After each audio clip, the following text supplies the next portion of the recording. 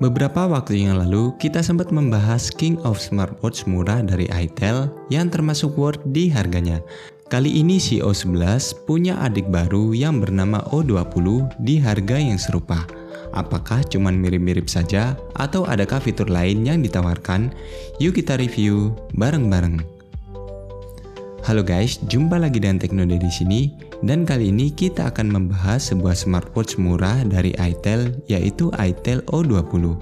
Dengan harga yang mirip banget sama kakaknya, di sekitar harga 150-170-an. Smartwatch ini membawa nuansa yang fresh dengan desain strap warna-warni yang ditawarkan.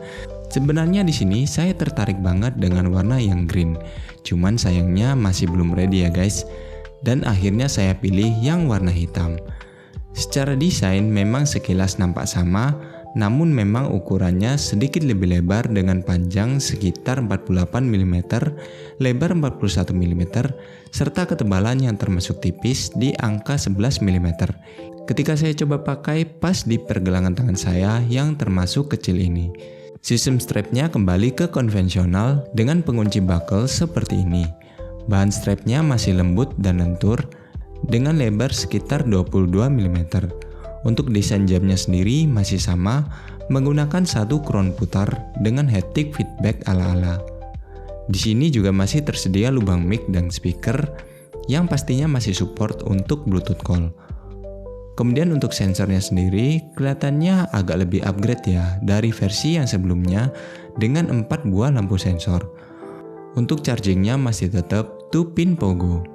Overall secara feels dan build quality masih sama karena masih berasa plastik. Tapi memang agak berubah di bagian strapnya dengan desain yang lebih trendy. Masih oke lah di kelas ratusan. Kita lanjut ke bagian displaynya yang tentu saja masih belum AMOLED ya dan masih ninggalin fingerprint.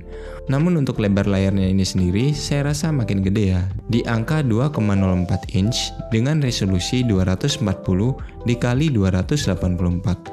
Dan juga agak lebih tipis untuk dari segi bezelnya, makin cakep sih, serta juga sudah IPS.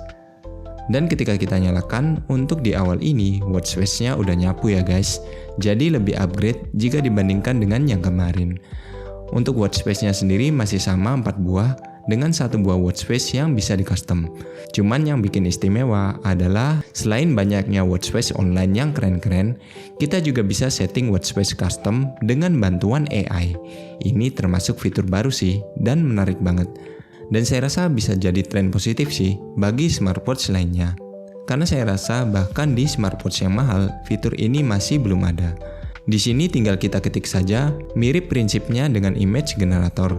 Lalu setelah menunggu beberapa detik, tinggal diposisikan untuk jamnya. Dan jadi deh untuk watch face keren sesuai dengan keinginan kalian. Dan di sini juga bisa bolak-balik untuk custom sih. Untuk UI dan UX-nya sendiri sebenarnya masih sama-sama smooth, dengan sedikit upgrade untuk dari segi desain interface-nya. Swipe-nya masih enak banget, cuman ya itu tadi, masih juga terlalu sensitif untuk dari segi swipe-nya, sehingga terkadang kita ketekan. Untuk menunya sendiri bisa berubah-ubah dalam beberapa versi juga. Untuk fiturnya sendiri, mayoritas masih banyak yang sama sih, seperti fitur monitoring sleep, heart rate, dan SpO2. Namun untuk yang sleep trackingnya yang kadang masih kurang tepat ya. Untuk sensor heart rate dan SpO2 masih termasuk lumayan akurat. Untuk fitur lainnya ada yang ditambahkan dan ada yang hilang, seperti fitur kalender yang tidak ada. Untuk kalkulatornya masih ada, serta stopwatch, alarm, dan musik. Lalu Find My Phone, serta remote shutter yang masih dari aplikasi. Yang tambahnya di sini adalah dari segi minigame meskipun jumlahnya cuma 1 buah. Lumayan sih kalau lagi bosen. Untuk yang paling upgrade di sini adalah dari sisi olahraga yang meningkat dari 50 jenis menjadi 123 jenis di O20 ini. Mulai dari lari, boxing, hingga dance. Untuk larinya sendiri masih tetap tanpa GPS ya guys. Apa sih yang diharapkan dari 100 ribuan?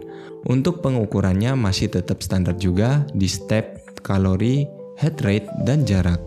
Namun untuk tracking dan data kesehatan lainnya akan masuk ke aplikasinya yang bernama ePulse di iOS.